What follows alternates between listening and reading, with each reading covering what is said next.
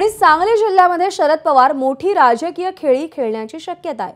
सांगली जिल्ह्यातल्या विविध राजकीय पक्षाच्या नेत्यांनी काल शरद पवारांची भेट घेतली।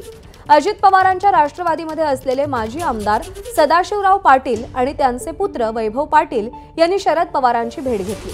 पाटील पिता पुत्र खानापूर आटपाडी विधानसभा मतदारसंघातून लढण्यासाठी इच्छुक असल्याची माहिती आहे। आटपाडीचे भाजप नेते राजेंद्र देशमुख यांनीही पवारांच्या उपस्थितीत राष्ट्रवादी काँग्रेस शरदचंद्र पवार पक्षामध्ये प्रवेश केला, तर सांगली काँग्रेसचे नेते पृथ्वीराज पाटलांनीही शरद पवारांची काल भेट घेतलेली आहे।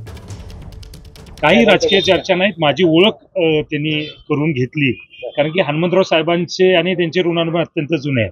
पहिले यस काँग्रेसचे या जिल्ह्याचे आमदार म्हणून हनुमंतराव पाटील साहेब निवडून आले होते, त्याचा उल्लेख साहेबांनी केला। सभा कशी झाली होती, कसं सगळं घडलं, या सगळ्याचा उहापोह झाला। आदरणीय राजेंद्रांना पण होते, सगळे अगदी चांगली खुली चर्चा तिथे या निमित्तानं घडली।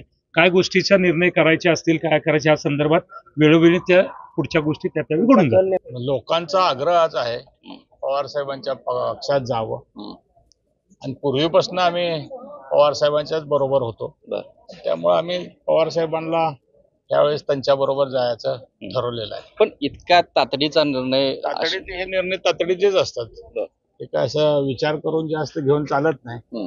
आपल्याला पुढं भविष्यामध्ये आपल्या तालुक्याच्या दृष्टीनं, विकासाच्या दृष्टीनं आपल्याला निर्णय हे करावे लागतात। एबीपी माझा, उघडा डोळे बघा नीट।